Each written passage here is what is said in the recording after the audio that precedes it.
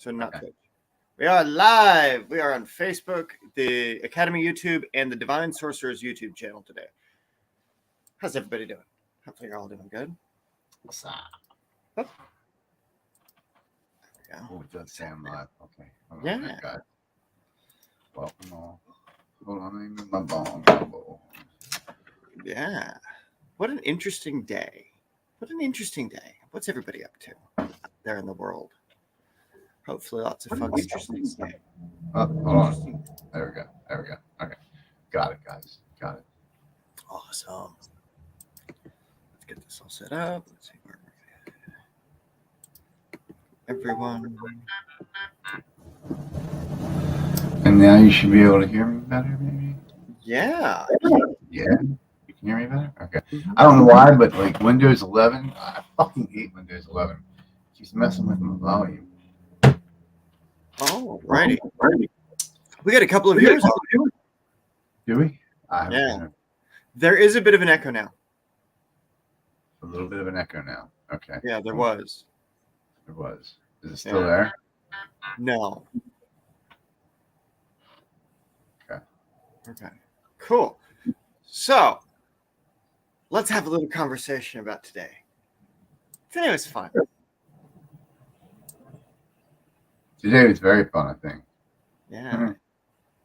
So, yeah, you're getting things set up. So, for everybody that's watching, and as we get set up and as we get into this conversation today, it's very cool because Mike's been experimenting with the witchboard and conjuring things out of creation in order to get information and wisdom from.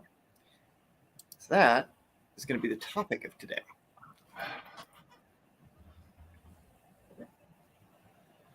All right. So where do we want to start? Do we want to start?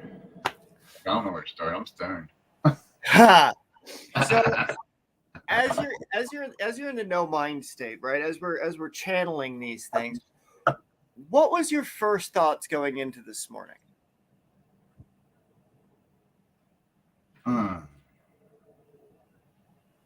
The first thought when I woke up, my first thought was coffee. Right.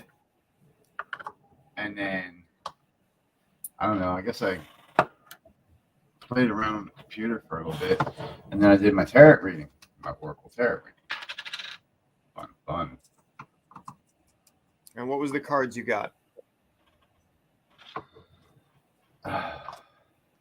Cards that I got.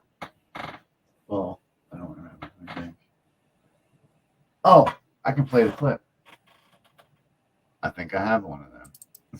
Yeah, there we go. I think. Now I gotta find it. Hold on a minute. If not, you've got the clip of you doing the witchboard this morning. So when you went to go do that, though, that's what I'm specifically talking about. Is as you're doing the witchboard and you're getting into that state, you opened the gateway. You connected all of these things. Right? Right. When you were working with that setup this time, compared to the difference of before, what was different? Well, I mean, you could feel the magnetic response from crystal to crystal, because I didn't use the crystal last time. So you could actually feel the energy flowing from one crystal, which was the one pendulum, to the actual crystal in the water opening the gate. And you could literally feel it. You could feel it shift when it answered from yes to no. I could. I was holding the pendulum. But you could actually feel the shift as the questions were answered. Right. And so there's a couple of videos of you experimenting with us up at Robin's place when you were house sitting. And what was the difference between you experiencing the passive response that you were going through versus this active response? Well, there were vague questions with somewhat silly responses. Whereas this was straightforward. Here's who I am. This is the name I'm giving you. We researched it. You know what I mean? Like, right. You did the research. You know what I mean? You came to me with it. So Yeah. So the difference with this is when you set up the gate, so you've got the blood array, then you've got the witchboard on top of it. The setup was with a bowl of water and a crystal inside it. And that crystal has been prepared several times over with different spells, energy work, things like that. So it becomes a primary point for points of operation.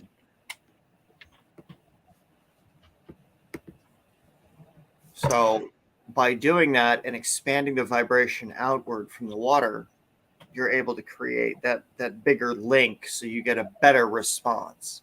So you can use a little bit of water to boost the signal of that sensation. Right. And, it's like as you were going through this time, what wound up happening for folks was that instead of passive questions like, are you there? Are these things, you went through this time and you went, does your first letter begin with A, B, C, and so on, right? Until you elicit a name. Say that again? Like a virtual Ouija board. Yeah, exactly. And as the letters were changing, it went through. Like it wasn't just, oh, it's A, B, and C. No, there's a 4-letter name involved in all that. There is a very unique name in all that. And when that was found, right? What was your first thoughts? Oh, fuck. Oh, fuck. That was my first thought. Right. What's a deeper thought in relation to that? Have you had any more experiences since that happened this morning? No. I got off with you, and then I ate. And then I took a shower. Now here I am.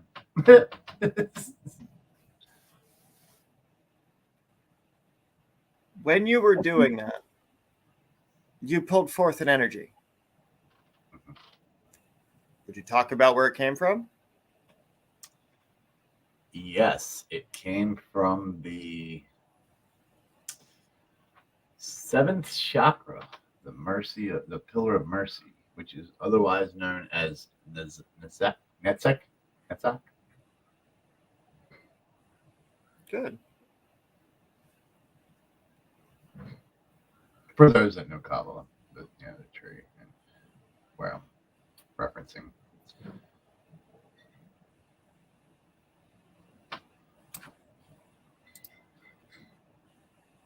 Caucasian. Hey, what's up, buddy? First time, I gotta say, it was the first time I've ever talked to a holy entity, a good entity. It was a change. You could feel the change in the pendulum. Like I said, you could feel a stronger pull than what I'm usually used to.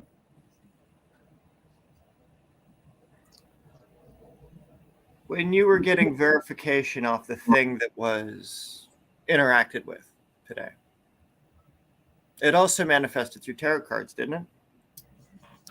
Yes, it did. Yeah. 3 times you pulled the same card. Yeah, you were there for that. Mm-hmm. Yeah.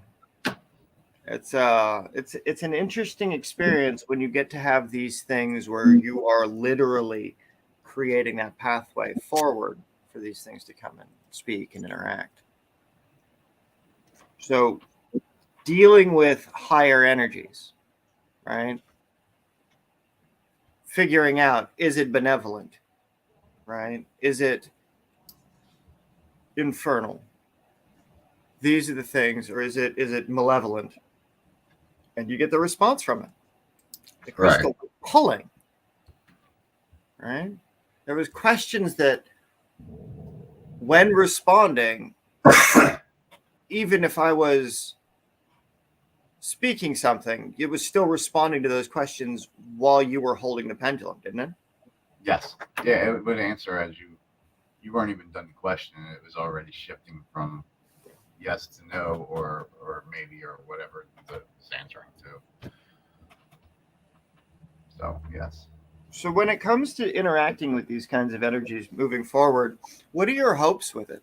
What is it that you want to talk to people about when speaking about these situations, when you're actually in this state of mediumship, when you're in communication with these forces? That they can do it too.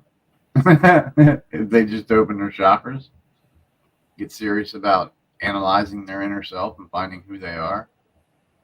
For, understanding that there's a much bigger force than us. We come from that force, and if we listen to that force, it'll guide us. Too many times, often, ego gets in the way, pride gets in the way, hatred, greed, power. It all leads to the same place. But Yeah. One of the things that I remember about your reading today is that the cards that you were pulling, specifically the Seven of Wands, over and over and over again, is the power of love and the love of power, right? Is it's that love seeking the right kind of application of the power that you're working with. It's like this stuff is, you are not just, oh, I call forth the unknown forces. Well, in this case today, it was the hidden forces, right? That are playing in your life as part of the invocation. As a direct response, was able to track it back through the 6th and 7th books of Moses. right. And there are aspects of being able to call forth creatures from the 7th heaven or entities or energies from the 7th heaven that's talked about. And it was in the book, black and white. It's plain as day. Like, boom, there it is. And you're getting these things pulled out in your tarot cards. It's the same conversation. Like, this is the rabbit hole that's possible when you open these gateways. Well, like I've been showing folks in the Brotherhood or the groups that we've been posting them, I've been doing daily tarot readings for myself, but I've been videoing them along with everything else that I've done in the paranormal as far as like Sprad and, the cases. And like, there's enough evidence out there to prove to you that there is something higher. It's not necessarily malevolent or evil, but it can be helpful. It can be, it can be your ancestors guiding you. You know what I mean? Like, don't necessarily take man's opinion on what it is. Go find out for yourself. Right. And then finding out safely, though, is a big deal. Right. Is protecting your space from it, keeping your house clean, so to speak. Oh yeah, it's like anything else. You got rules, Right, guidelines, and you must practice. Practice makes perfect. Yep. Yep. So as people go through it, as they get out there and into the world, and they're like, "Ooh, yay, necromancy! Yay, opening the gates!" It can be fun, but it also kind of blew your mind this morning, didn't it? It did. It really did. I mean, it does everything every day. Like, I see the synchronicities and the things and that everything that I do. It's just I enjoy getting up and the first thing I do is grab something to drink and do my tarot reading because that tarot reading, like I said, it's a guide. You know what I mean? It's what could happen, but you take it from there. You know what I mean? You don't. This is what the cards say. Let's see, how accurate it is. That's how it started out for me. Let's see how accurate it is. And then it's so scary fucking accurate that it was like no more, let's see how accurate it is, but let's kind of play along with going with the information. And it was just like, yeah, it's fucking on point. Like, scary on point. And that's why, I show people this. Yeah. I mean, and that again, this is everything that we're up to, everything that we're doing when it comes to the documentation of the results of a metaphysical practice, right? Is we're interacting with forces and things that are named in holy books. Right. Thousands of year old holy books, the names come forward. And the difference in this case from what you're doing and what can be done Is it right now? It's again, it's a passive approach to what is the name of this thing? What is the length of its name? What is the letters in its name? How old was it when it became whatever it is? Like, these are the things that it gets to understand and become and go through. It wasn't a quick process, no. Yeah. It took about 30, 40 minutes to get everything all done. You know, my time, it was 11 o'clock this morning on 11/22 of 2022, right? Your time, it's 1 p.m.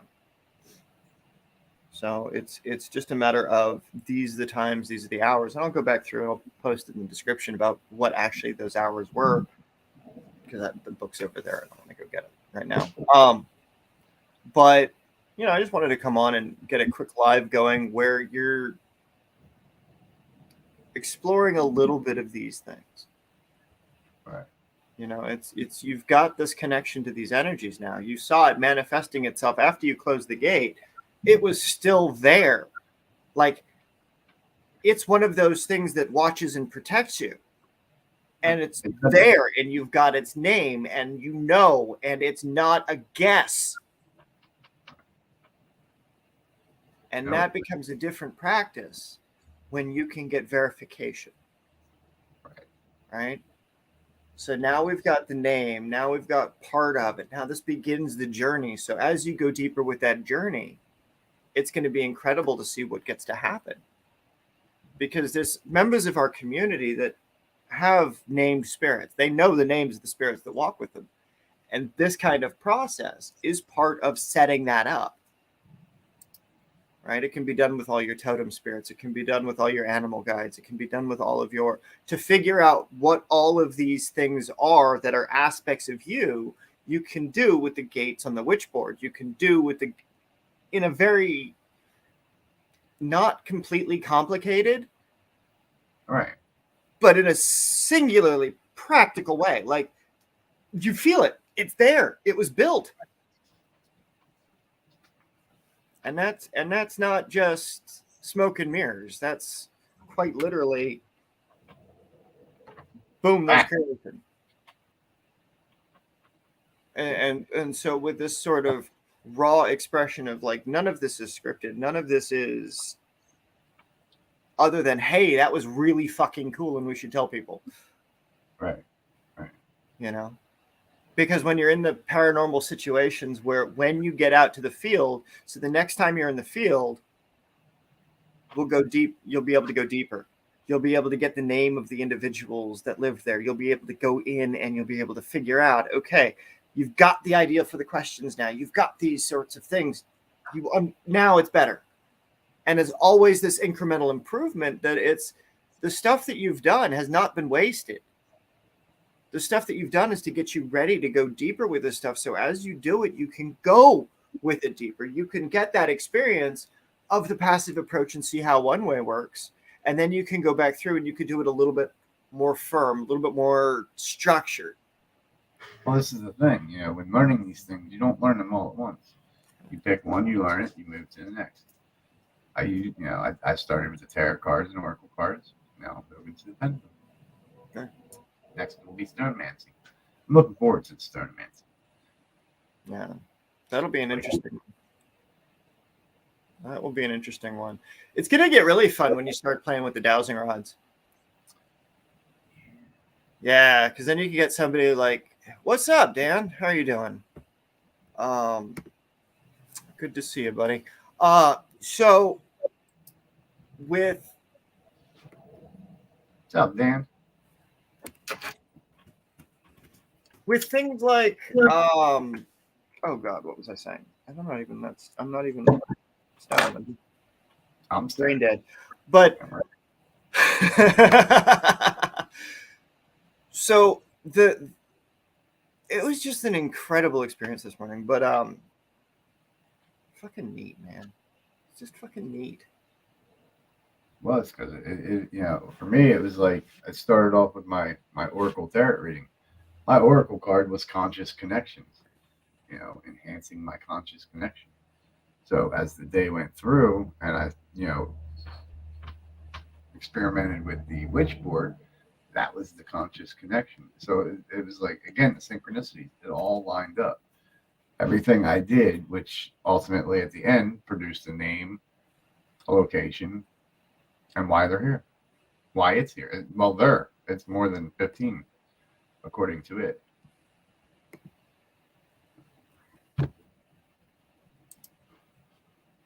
Yeah. And I just can't. There's no explanation other than this worked, this happened, this is a thing, this is a moment in space and time when you created a pathway of interaction. You created a current to an intangible energy that can exist in different dimensional spaces. Yeah, it's like I said, it's not hocus pocus. The name given was from a book from centuries ago. Like, yeah. It's pretty wild. You can reanimate most tissue in the body other than brain tissue. Oh, absolutely. Oh, absolutely, you could. And if you want to get the brain tissue rebuilt, that's what you need Ormus for. That's what you need to be able to consume the gold, the silver, the platinum, so that you've got that restoration in the body. In order to keep our alchemists safe, I'm only going to be referencing the product. I'm not going to be referencing who we're getting it from or where they're at or whatever, because they've asked to keep that private, and so it will be. But the Ormus interaction that I'm planning for the spring, right, is to be able to get a group of people together, no more than about 100 or so, and go through a 40-day process where it is the removal of them in normal situations, right? And put them into a hotel, or if we can get it in an international thing, we can do a remote thing with like the June Motel up there in Canada for those that are up to our friends up north, while we're doing something here in the States.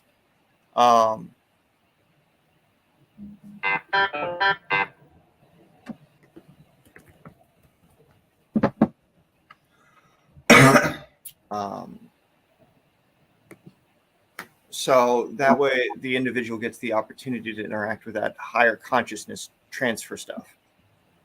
So we get that taken care of, and then it'll be the tangible results of what's going on inside your hand, inside of what's going on inside your space. Because again, that's conversations that I've had with other people that have been taking that stuff, and they do get the visible response.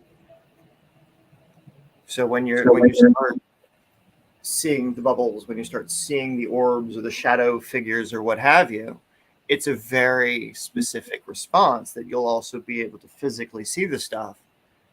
For the paranormal investigators that want to just boost their practice, right? That's who I would recommend it to. But it augments your consciousness level. It puts material into your body that's not going to build up in your body. So your body absorbs it and it uses that. Well, there's a reason why the Sumerian gods wanted little people to mine for gold, per se. Right. Many people don't really know how valuable, besides money-wise, gold is. Yeah. Alchemically speaking, that's a different story. No, I mean, and that's the benefit of being able to interact with this stuff in a nice, safe kind of way, is because modern testing allows for these things to go through different processes.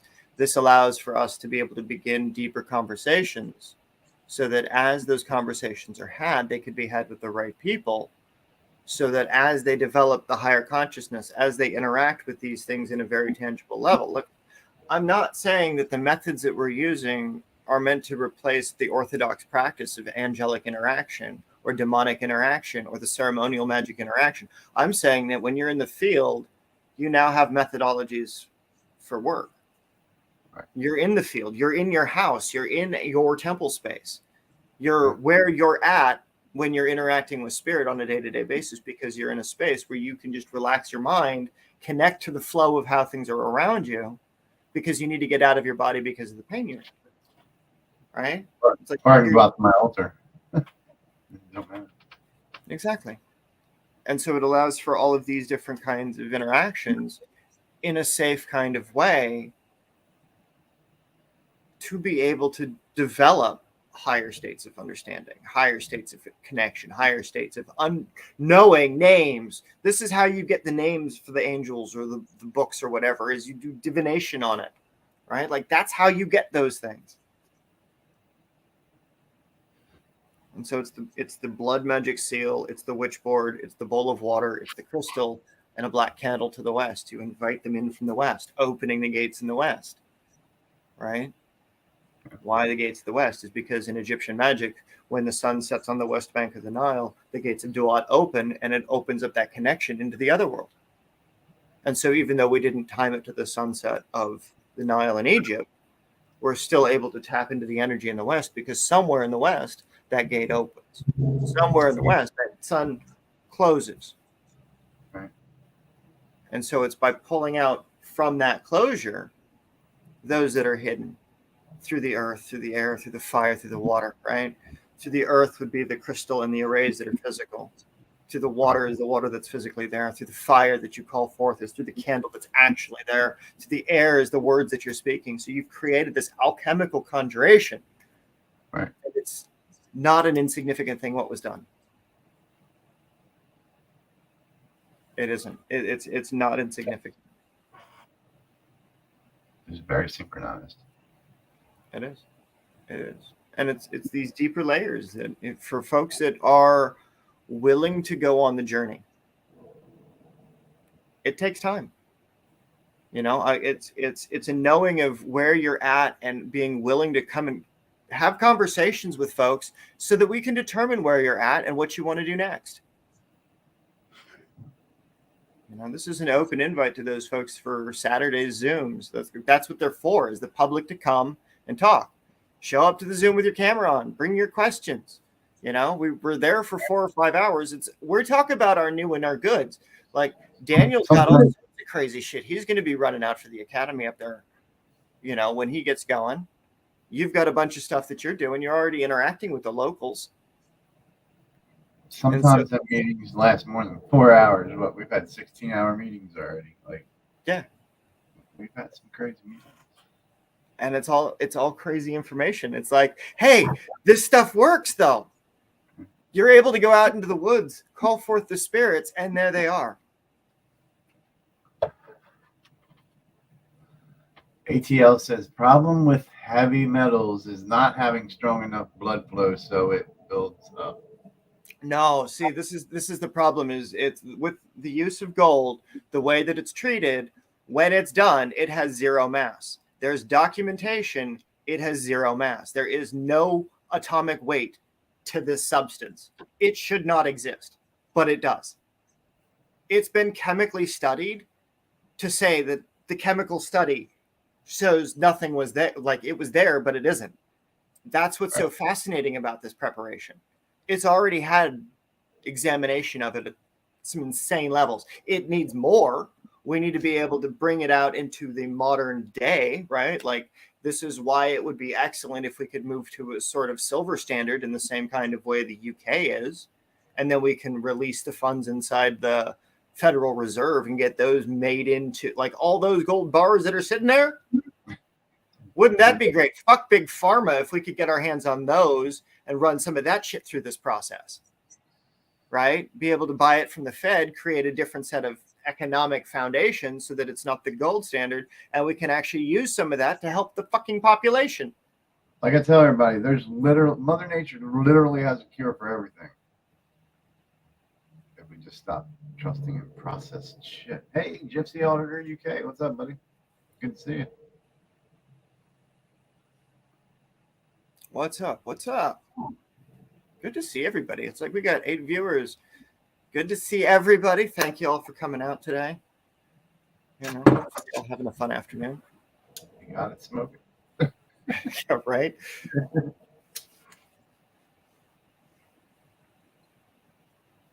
Yeah. But, you know, it's just like a low-key morning. You know? It's just one of those things where we're doing this thing with energy, with magic. And it's not meant to be, oh my God, to be afraid of it. It's not a thing for fear. It's a thing for education. It's a thing for self-education, so that you can know how you relate to the higher forces, so that you know what path you should be walking out as it relates to you, because everybody has that. Everybody is that. Everybody is an extension of that. Pretty much. As Carl Sagan said, we are all made of star stuff. Yeah. I appreciate y'all for stopping in. Just a quick little half-hour live today. Thank you all so much. Stay safe, and until next time, don't be evil. Don't be evil. Don't be evil.